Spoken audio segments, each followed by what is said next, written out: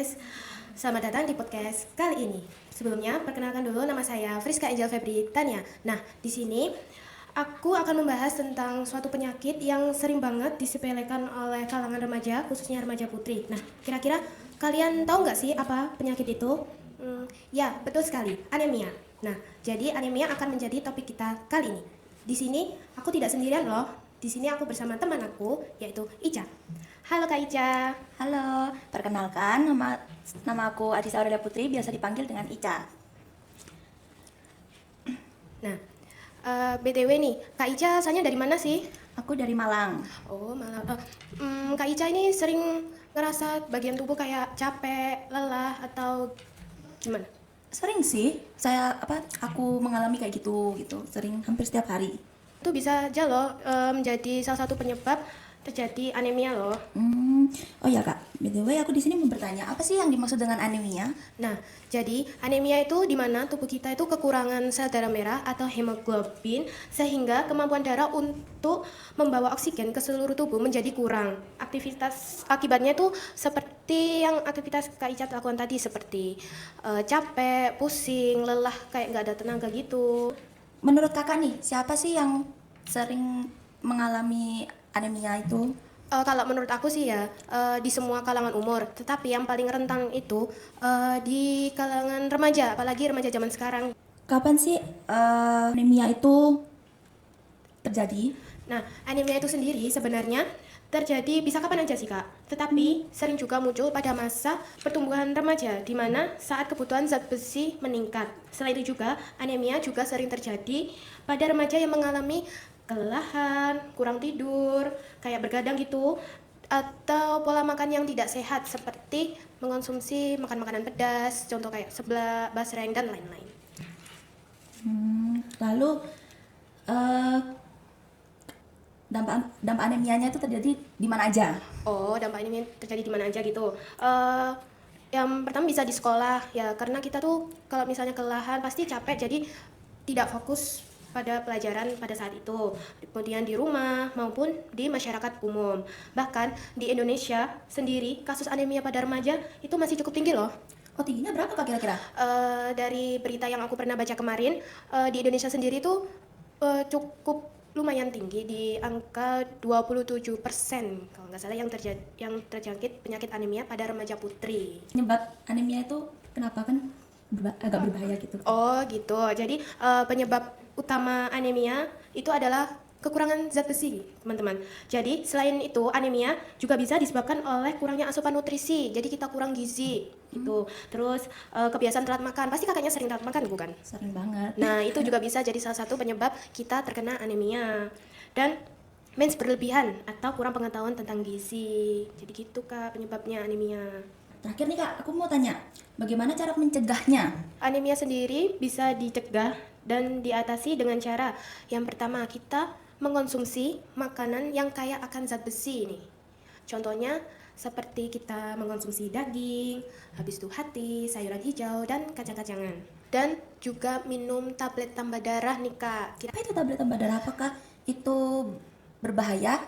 Justru tablet tambah darah itu penting banget loh guys. Apalagi kita sebagai perempuan kan pasti setiap bulannya menstruasi. Nah itu kita wajib mengkonsumsi tablet tambah darah itu minimal seminggu sekali ya, agar kita tidak kekurangan darah. Jadi gitu. Yang ketiga yaitu hindari minum teh atau kopi setelah makan. Nah nih kakaknya setelah makan pasti minumnya kopi. Sebelum makan juga minum kopi? Wah ya itu pasti bahaya. Selain hindari minum kopi teh, kita juga perlu menjaga pola makan nih Kak.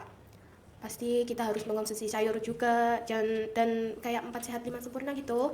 Kita juga perlu istirahat yang cukup nih Kak. Kakaknya pasti begadang, ya kan? Itu sering. Nah itu juga bahaya. Oh, begitu pengertian dari anemia ya, secara dalamnya seperti apa gitu. Saya baru paham. Ya betul sendiri. Terima kasih Kak sudah menjelaskan itu kepada aku.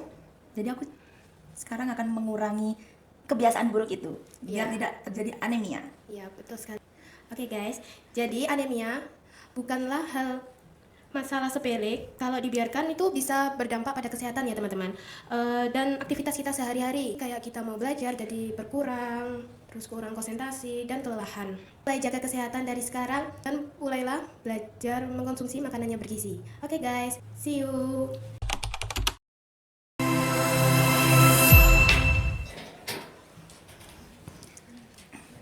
Halo teman-teman, selamat datang di podcast kami. Semoga kalian semua dalam keadaan sehat ya. Sebelumnya, perkenalkan nama aku Adisa Aurelia Putri. Kalian bisa panggil aku Ica. Di episode kali ini, aku akan membahas topik yang sangat relate di kehidupan kita sebagai Gen Z, yaitu dampak penggunaan gadget berlebihan pada remaja. Nah, kali ini aku nggak sendirian nih. Aku bersama teman aku yang akan menemani podcast kita hari ini. Halo Friska. Halo semuanya, sebelumnya perkenalkan nama aku Friska Angel Febri Tania. By the way, kakak Friska ini asalnya dari mana ya? Asalku dari Kediri kak, Oh, Kedirinya di? Kabupaten. Oh, kabupaten. Ya. Baik. Ini aku mau tanya, tadi kan topik kakaknya tentang dampak pencegahan gadget ya? Iya. Nah, sebenarnya tuh apa sih yang dimaksud dengan penggunaan gadget yang berlebihan itu? Penggunaan gadget berlebihan itu adalah kondisi ketika kita tuh bermain gadget tuh tidak terkontrol, jadi terus menerus sampai mengganggu aktivitas penting seperti belajar, tidur, bahkan bersosialisasi gitu. Oh, jadi gitu. Apa sih yang paling rentan mengalami ini, kayak itu apa? Gadget yang berlebihan, penggunaan gadget. Menurut aku ya, itu adalah remaja. Kan kalau sekarang di usia-usia sekarang ini mereka tuh lagi aktif-aktifnya bermain sosmed, lalu bermain game dan juga mudah terpengaruh dengan lingkungan sekitar gitu. Oh, gitu. Menurut Kak Ica nih, kapan sih penggunaan gadget itu bisa dibilang sudah berlebihan kayak overload gitu? Itu tuh kalau sudah bermain gadget itu ya. Iya. Kalau udah seperti itu tuh dari 4 jam lalu ke 6 jam gitu. Oh, jadi kayak lama gitu ya? Dan itu dalam sehari tanpa kebutuhan seperti belajar ataupun orang yang memang tidak bisa lepas dari gadget gitu. Oh, jadi kayak kemana-mana tuh harus bawa handphone gitu ya? Kalau mau tidur harus handphonean, kalau kemana-mana pokok harus gadget harus nempel gitu. Wah, gitu, oke. Kalau dampak yang paling terasanya tuh di mana aja sih kalau buat itu? Dampaknya itu bisa terjadi seperti di rumah, kurangnya komunikasi bersama keluarga, lalu kurang fokus belajar, dan juga di lingkungan sosial jadi kurang berinteraksi gitu, bersosialisasi. Oh, oke. Nah, kan tadi kakaknya udah menjelaskan bahwa penggunaan gadget berlebihan itu berbahaya. Kan justru kalau kita bermain gadget pasti bikin happy, bukan? Kayak bisa meningkatkan mood. Tapi ada dampaknya juga, dampak negatifnya seperti gangguan kesehatan mata, kurang tidur, dan juga menurunnya konsentrasi. Bahkan bisa menyebabkan stres dan kecanduan untuk bermain HP gitu. Oh, jadi gitu ya. Jadi ada dampak negatifnya ya. Iya, pasti itu. Nah, terakhir nih Kak, menurut Kak Ica nih, bagaimana cara mencegah atau mengatasi pengguna gadget yang berlebihan di zaman sekarang?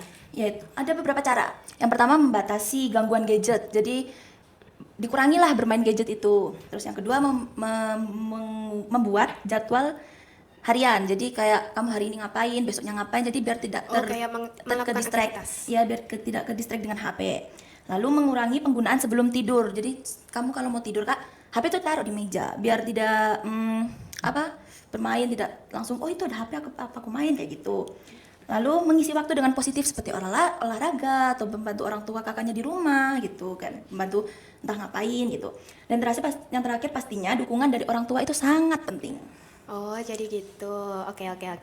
Nah, terima kasih ya Kak Ica atas pemaparannya hari ini tentang dampak penggunaan gadget yang berlebihan. Baiklah, terima kasih juga ya Kak Friska sudah mau mendampingi podcast aku kali ini. Oke, sama-sama. Yuk kita mulai sekarang, kita sadar dan bisa mengatur waktu penggunaan gadget agar tidak berlebihan. Terima kasih sudah mendengarkan podcast kami. Sampai jumpa di episode berikutnya. Dadah.